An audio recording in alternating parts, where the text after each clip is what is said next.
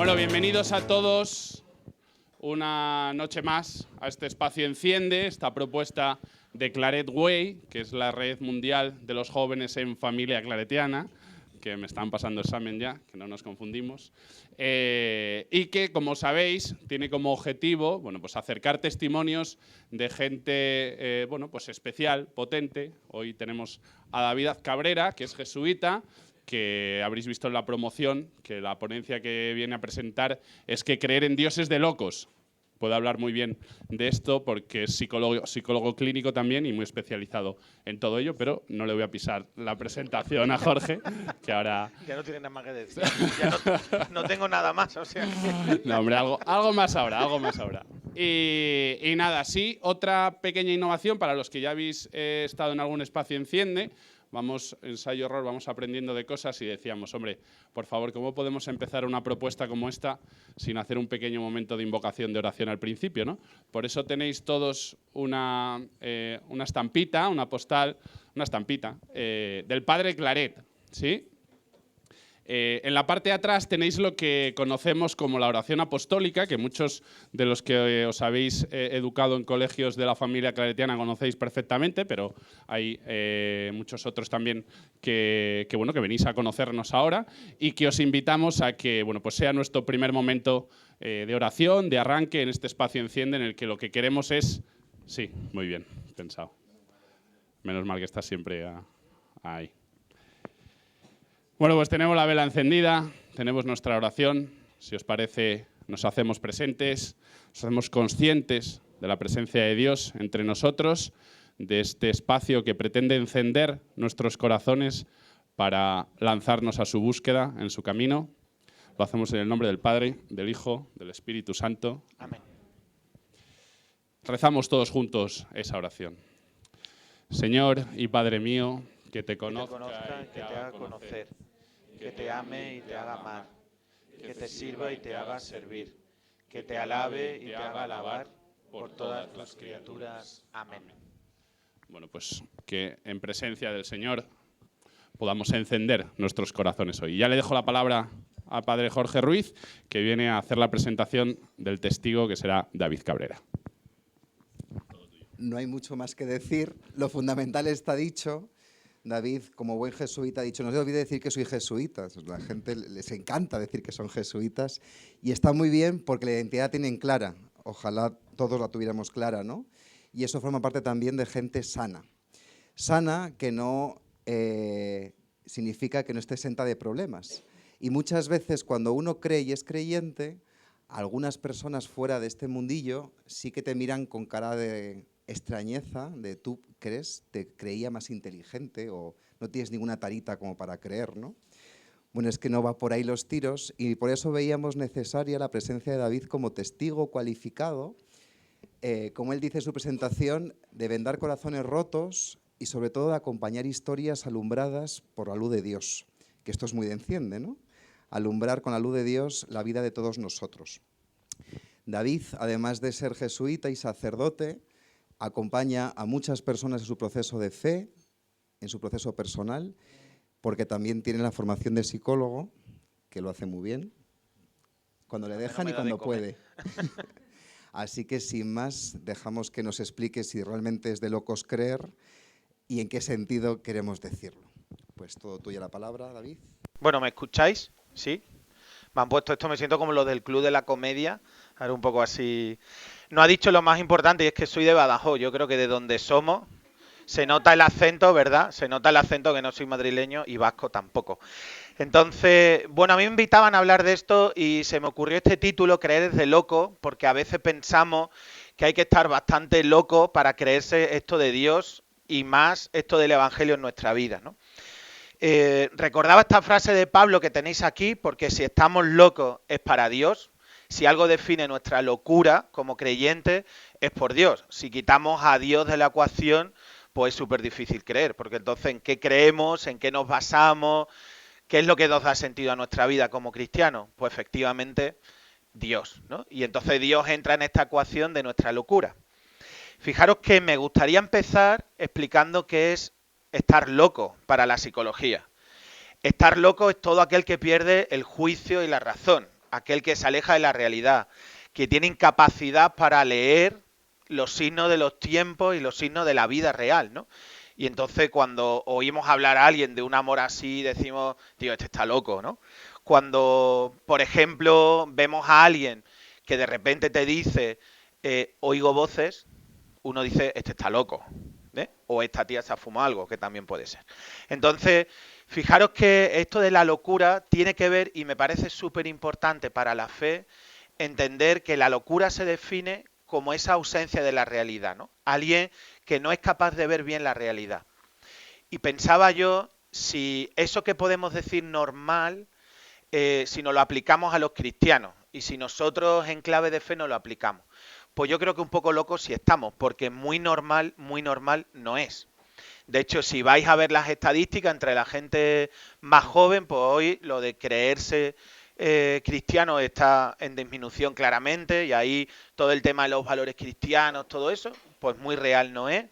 Si además hablamos del matrimonio, por ejemplo, muy real, pues tampoco parece que sea. Si vamos a hablar, por ejemplo, del campo de lo afectivo y lo sexual, pues entonces ahí todavía vemos que somos mucho más locos los cristianos por vivir o como deseamos vivir, ¿no? Pero fijaros, a mí me gustaría que lo pensarais de esta manera. Si vivir el Evangelio, las claves que Jesús nos propone en el Evangelio no tienen un punto de locura. Vivir del perdón, de la reconciliación, vivir de la entrega a los demás, vivir de no se puede servir a dos señores, o al dinero o a Dios. Como veis, es algo poco normal, la verdad, y que incluso puede hablar de un puntito de locura para poder creer, ¿no? Claro, como psicólogo clínico, cuando preparaba esto y acompañando durante muchos años a gente joven, pensaba yo en cuál es la locura hoy o por dónde viene. Yo creo que todos vosotros que estáis en el mundo universitario, pues al menos habéis leído o habéis escuchado un poco hablar sobre el tema de la enfermedad mental, que hoy en día pues está muy a boga. Hace unos años muy poca gente iba al psicólogo, de hecho se veía que si ibas al psicólogo es que tenías una tara muy gorda y entonces no estaba de moda. Y sin embargo hoy los que nos dedicamos a la psicología lo que sabemos es que está casi todo el mundo desbordado. Yo con todos mis compañeros, claro, yo creo que hoy en día lo que deberíamos definir realmente es para qué necesitamos el psicólogo, porque a veces vamos por cosas que son puramente de la vida y no son cosas enfermizas. Recordar que la psicología entra dentro del ámbito de lo sanitario.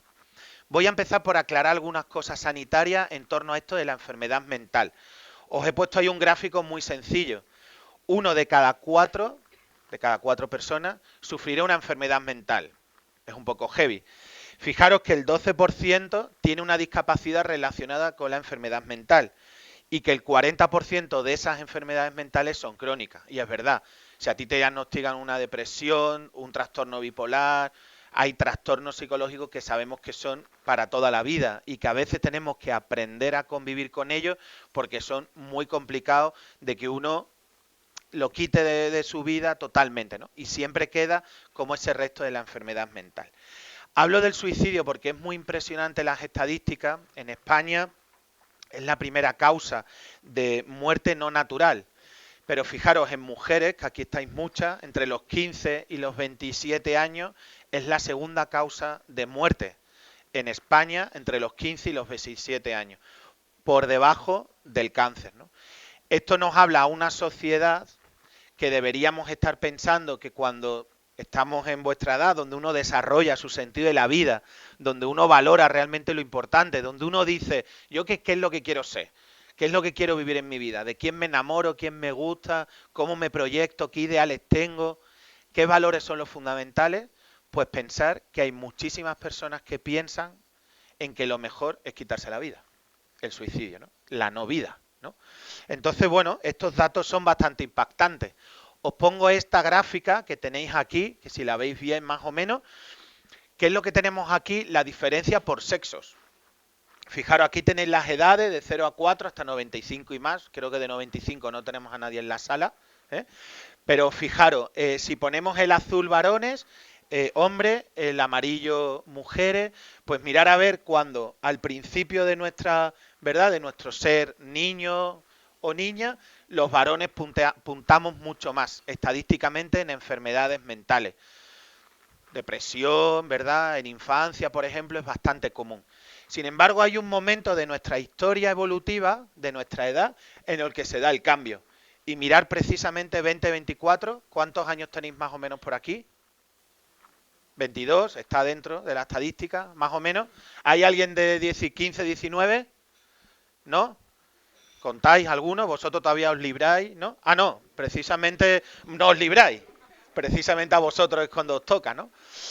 Bueno, os ponía para que os dierais cuenta de esto, ¿no? Como, bueno, en ese perfil de salud mental, fijaros que la estadística es bastante sorprendente, ¿no? Como en mujeres es mucho más común, estadísticamente, la enfermedad mental que en varones en determinadas edades, ¿no?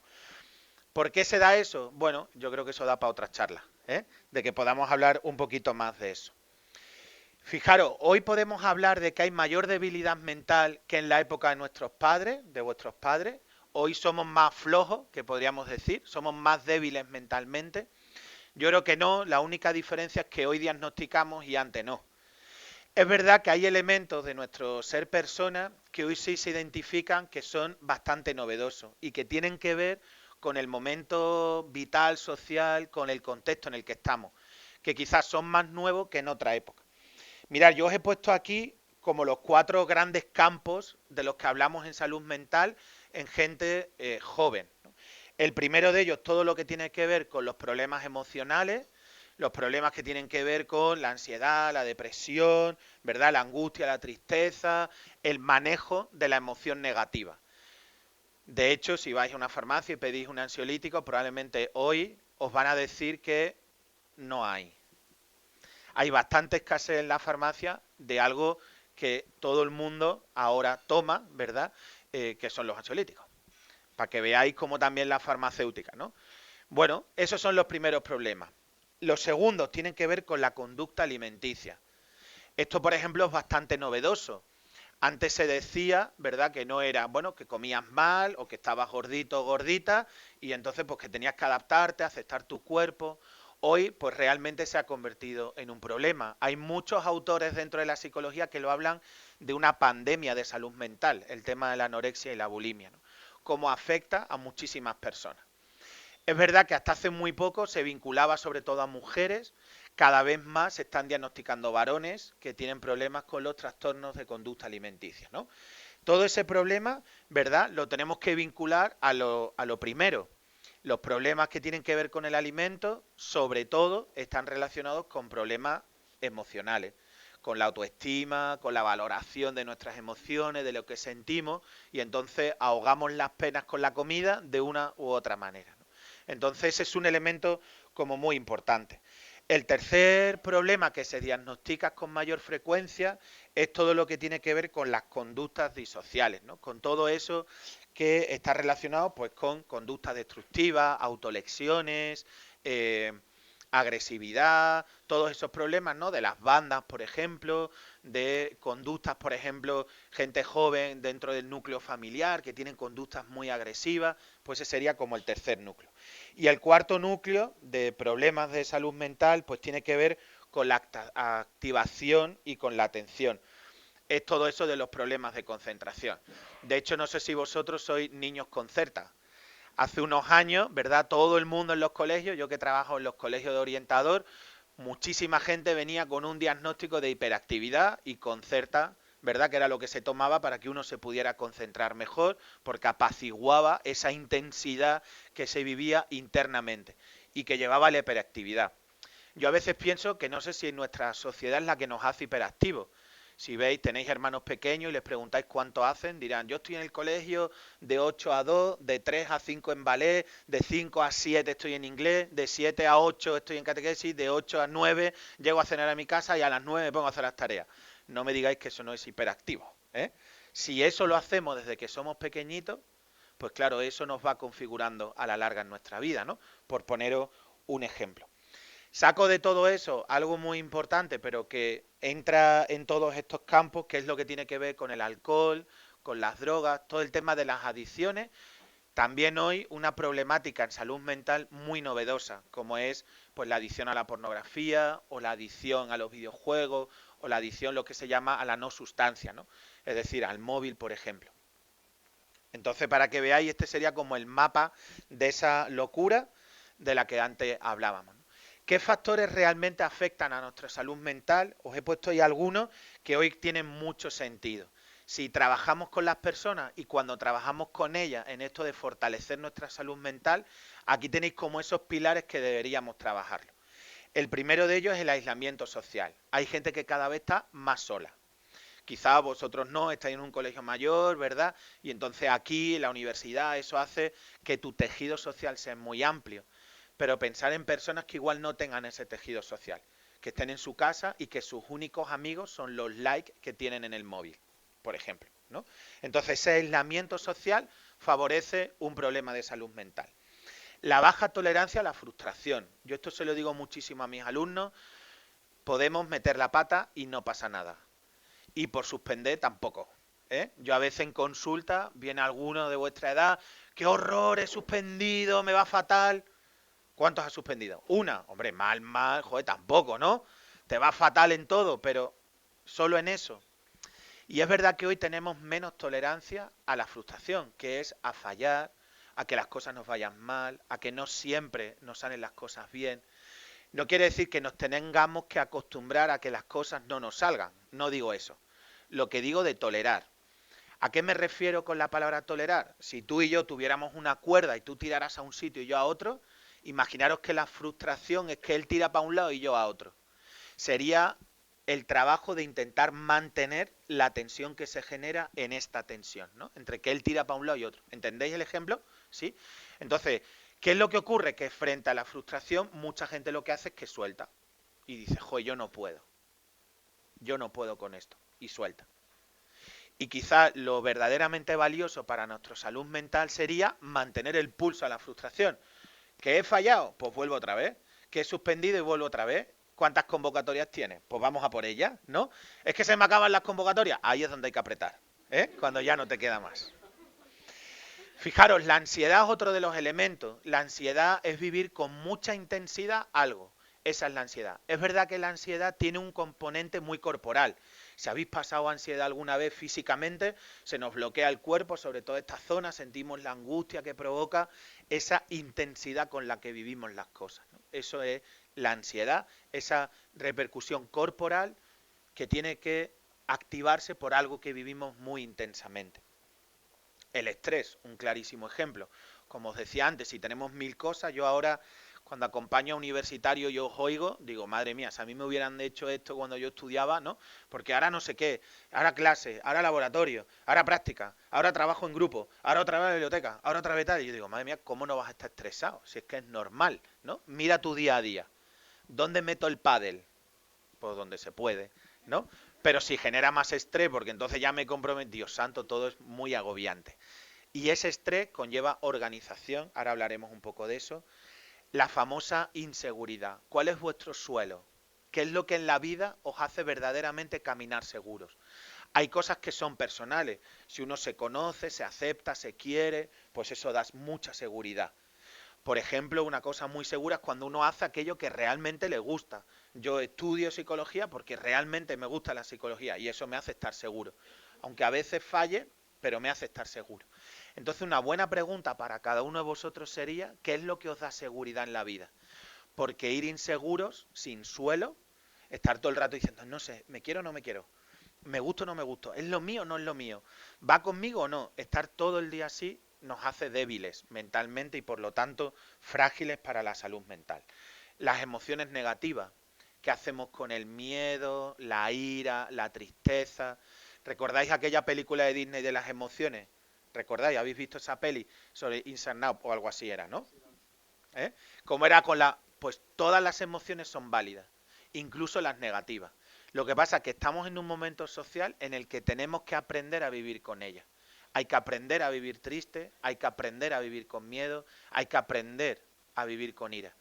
La cosa está en gestionarla para que no nos haga daño. Aprender a gestionar. El tema de la sobrecarga de situaciones negativas, ¿no? Cuando vamos cargándonos de experiencias muy negativas, familiares, por ejemplo, divorcio de mis padres, voy por el tercero, mis padres tercera vez que se divorcia, voy acumulando, no me va bien los estudios, me dejan las parejas. bueno, pues eso nos va haciendo en gran medida más débil. Y evidentemente el ambiente hostil. Cuando uno está en guerra es más frágil mentalmente, ¿no? Bueno, aquí teníais algunos elementos. Me gustaría hablaros de crisis, porque la crisis es bastante cotidiana y a veces tiene mala prensa, ¿no? Y se oye con mucha frecuencia. Estoy en crisis, en crisis. ¿Y qué es estar en crisis? Como os pongo ahí para la psicología, crisis nerviosa. Es decir, que tus nervios están excitados. Hay algo ahí que está como descolocado, que no funciona bien, ¿no? Pensar que crisis tenemos situaciones por todos lados, pero ha de ser una situación que te genere estrés, ¿no? Marian Rojas, la conocéis de algo, esta psiquiatra famosa de las redes, habla mucho de esto, ¿no? De cómo las crisis fomentan en nosotros elementos, por ejemplo, muy biológicos como nuestras hormonas, que llegan a intoxicarnos, o sea, llegan a hacernos mal. Inflamación, sangrado, etcétera, etcétera. Cansancio, por ejemplo, tiene que ver con eso, ¿no? Entonces vosotros pensar, cuando tenéis una crisis, algo que os tensa mucho, os pone nervioso, ¿cómo salís del paso? ¿Qué podéis hacer para ello? ¿Cuáles son las crisis más famosas y más comunes hoy en día? La ansiedad, la depresión y los problemas de sueño, ¿no? Fijaros que el árbol de la ansiedad os ponía aquí, ¿no? Si solo para ayudaros en un momento segundo, si pensáis en vuestras crisis, ¿qué es lo que realmente la está alimentando en la raíz? Y probablemente haya miedo, haya creencias también. Yo no puedo, yo no valgo, yo no sirvo.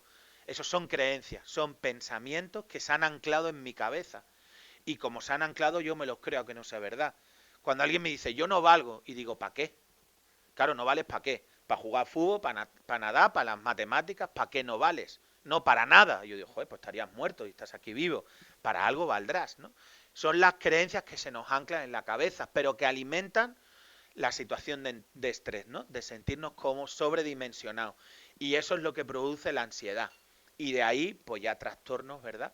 Los tenéis ahí, quizá podáis hacer en algún momento vuestro propio árbol sobre la ansiedad. Distingo entre esto de la depresión, porque yo estoy harto de escuchar en el patio del colegio, cuando trabajo en colegio, entre los universitarios que acompaño y en la clínica, estoy depresivo, David. Y a veces me parece que se ha hecho una palabra tan manipulada, tan sobada, ¿entendéis la palabra sobada? Tan sobada que creo que no sabemos bien a lo que nos referimos. Fijaros, cuando hablamos de depresión, hablamos de impotencia, de culpa, de irritabilidad, de aislamiento social, de falta de concentración, pero también de pensamientos de muerte, de trastornos del apetito, de falta de energía, de problemas del sueño, y eso probablemente lleve a abuso de sustancias. Depresión no es estoy triste, depresión es mucho más heavy que estar triste.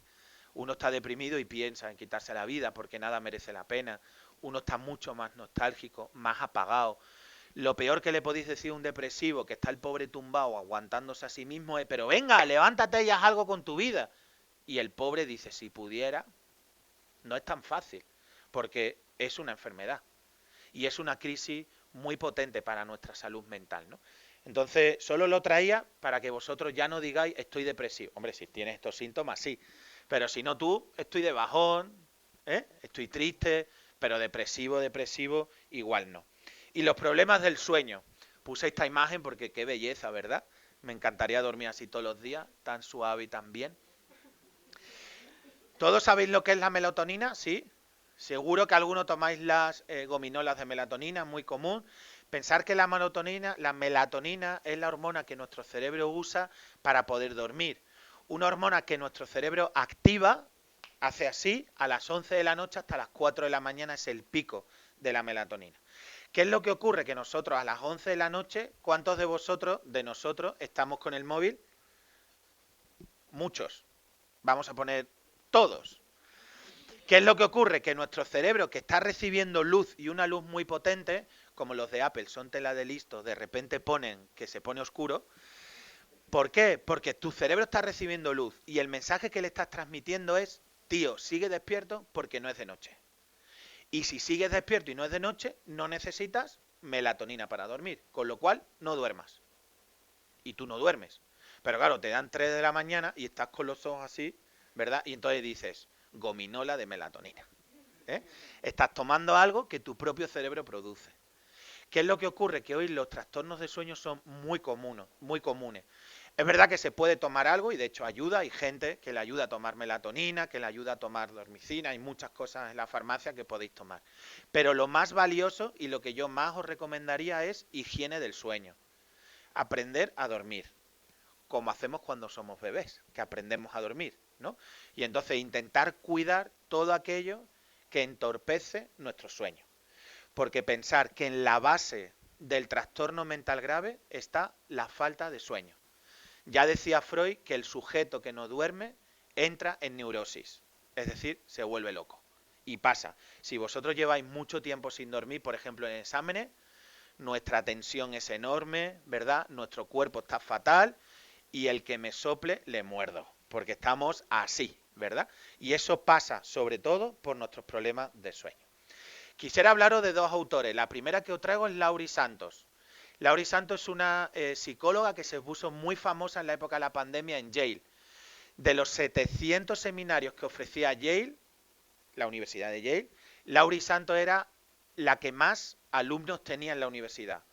¿Cuál era el título de su seminario universitario? Cómo ser feliz. Y a mí me impresionaba que tanto alumno se preguntara cómo ser feliz en esta vida.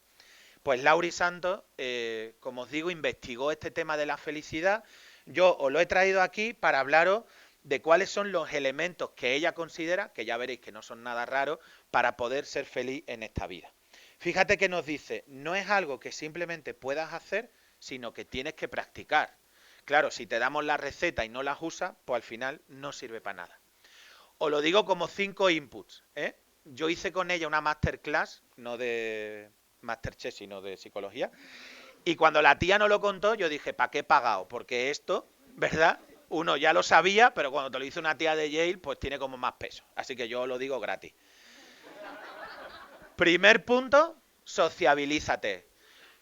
Os lo decía antes, si te encierras, problema de locura. Sociabilízate. Hay que salir de nosotros. Y cuando tienes miedo, también.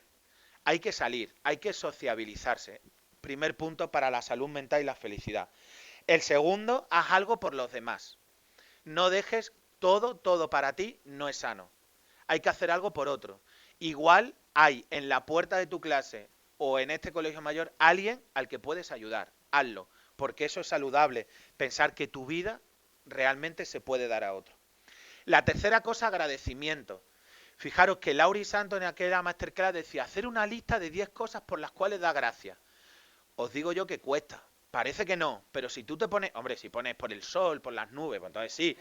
Pero si pones realmente a dar gracias por algo muy tuyo, por algo que realmente tú quieras agradecer, joder, no es tan fácil pensarlo bien. ¿Cuál es la ventaja psicológica del agradecimiento? Que nos ensancha, que nos abre más allá de nosotros. Cuando nosotros reconocemos que podemos agradecer es porque hemos recibido de otros. Pensar que esto es inmensamente cristiano. Dice Jesús en Marcos 11, doy gracias, ¿verdad? Doy gracias al Padre por lo que se ha revelado. Doy gracias. Eso nos abre a otra experiencia, el agradecimiento. Hábitos saludables, que seguro que ya los hacéis. Esto de hacer ejercicio, de comer sano, etcétera, etcétera, es muy saludable y de hecho te hace feliz. Y el humor. Reírse activa, eso es muy sano. Dale, Rubén. El humor tiene la gran capacidad en nuestra vida de generar en nosotros no solo hormonas de la felicidad, sino también emociones positivas, como es la alegría, la esperanza, la ilusión. Eso es bueno. Ahora, también os digo que si alguien no tiene humor y se pone con tus chistes, es horrible, ¿eh? Así que esto es practicar, practicar y practicar, aunque sea solo en tu cuarto, ¿vale? Y la quinta cosa, fijaros, la meditación. Hoy está muy de moda la meditación, el mindfulness dichoso, ¿no? Donde todo el mundo es concéntrate, haz silencio. Pero yo lo digo en cristiano, porque esto lo inventó Jesús hace más años que la pera, ¿eh? La meditación para nosotros en cristiano es un encuentro con Dios. Un encuentro. La meditación desde la psicología es un encuentro contigo mismo. Hazte consciente de lo que sientes, serena tu cuerpo, conecta contigo. Genial. Pero lo que nosotros decimos en cristiano es, y eso, ábrelo a Dios y ponlo en relación con Dios. Y yo creo que eso es muy, muy saludable para nuestra fe. No sé si conocéis a Pablo de Ors, el gran inventor de los amigos del desierto, un autor sacerdote también. creo que fue claretiano, me parece. Entonces, este hombre que ha escrito esta escuela y tal, yo leí esta entrevista y me gustó mucho, porque fijaros el titular. Si no supiera parar, estaría enfermo. ¿Qué es lo que le pasa en general a nuestra sociedad? Y es verdad, y yo os pregunto, ¿no es la oración, meditación, contemplación, el examen del día, agradecimiento, una forma de parar restaurativamente para nuestra psicología? ¿No nos ayudaría la oración a ese momento de parar, de conectar con lo que vivimos, con lo que somos, de trascender nuestra realidad y conectar con algo más grande que es Dios, de sabernos amados y queridos? Lo dejo ahí y vosotros ya responderéis. Otra pregunta que os hago en torno al agradecimiento, ¿no? Que antes os decía, ¿no es el agradecimiento precisamente lo que más nos descentra? Cuando uno dice, Señor, te doy gracias por esto que he recibido, o agradezco a mis padres esto que me ha dado, que no es por mis méritos, sino es porque realmente lo tengo, ¿no? Fijaros, y os hablo de este autor enganchando con el agradecimiento, y es, no sé si conocéis a Martin Seligman, el autor de la psicología positiva. Martin Seligman decía que tenemos la fea costumbre los psicólogos de trabajar con el síntoma, con lo negativo. Y entonces cuando alguien está mal y dice, es que yo tengo mucha tristeza, y nos focalizamos, tristeza, tristeza, tristeza, tristeza. Y dice Martin Seligman, ¿no nos irá mejor si conseguimos conectar en lo que la persona es muy bueno, en cuál es su fortaleza y tiramos de ella? Igual no estamos quitando la tristeza, pero estamos ayudando a que disminuya, ¿no? Y esto que dice Martin Seligman yo creo que es muy aplicable a nuestra vida. Y os pregunto, en vez de trabajar y centraros en vuestras debilidades, ¿por qué no pensáis en lo que sois muy buenos y trabajáis en ello?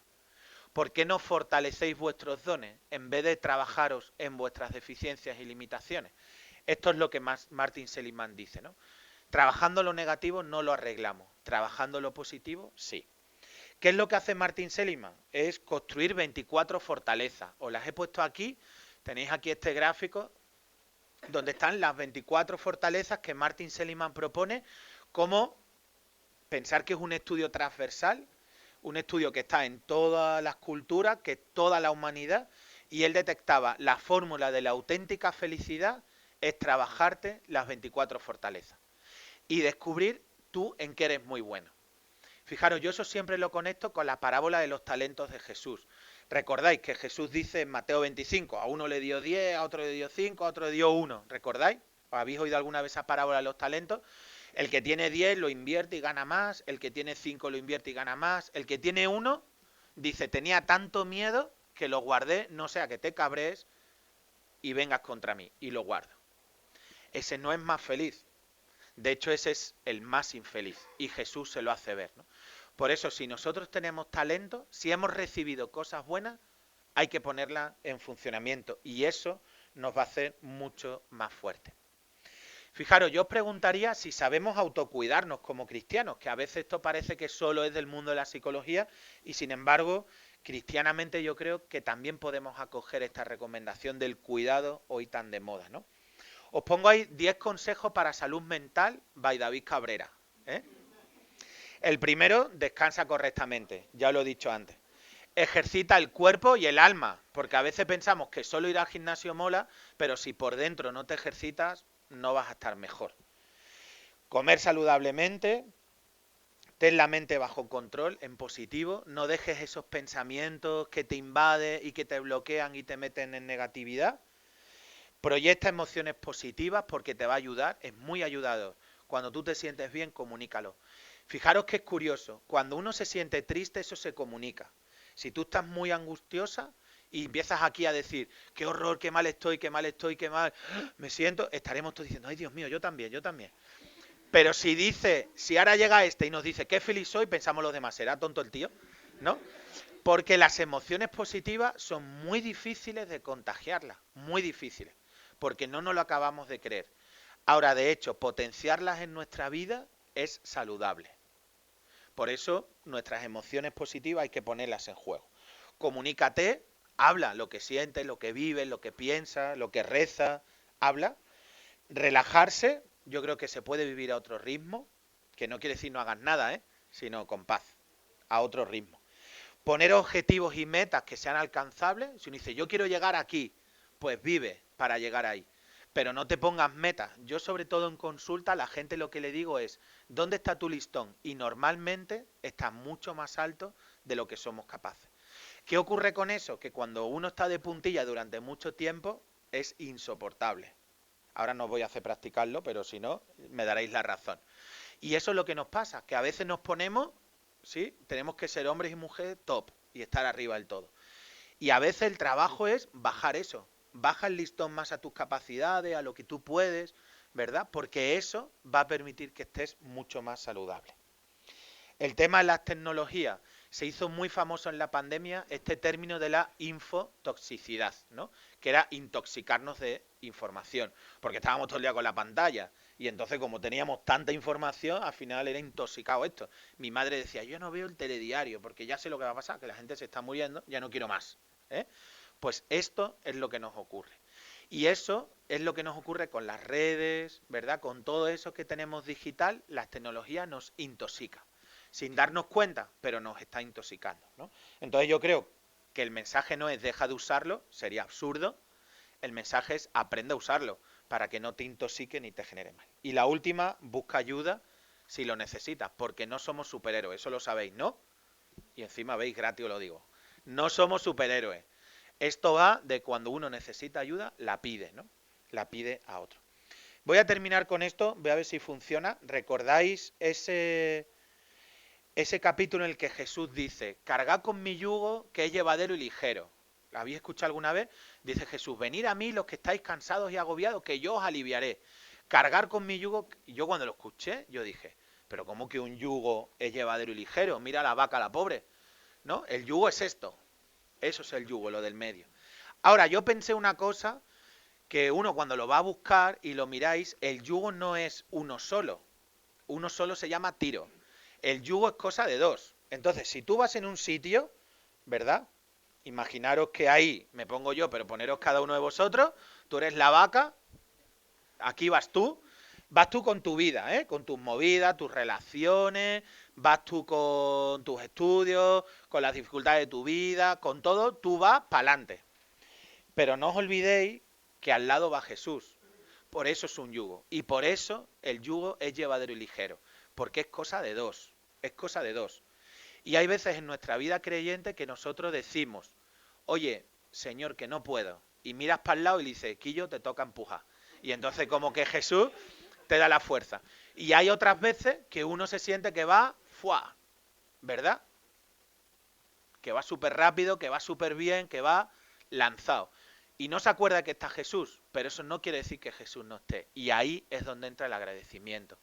Pedirle al Señor cuando no podemos, porque Él va con nosotros, y agradecer al Señor cuando podemos, porque Él sigue estando con nosotros y nos da fuerza. Yo os animo a que os hagáis vacas, ¿eh? A que os hagáis vacas, os pongáis junto a Jesús y ser capaces de ver que el Señor nos anima a vivir. Muchísimas gracias.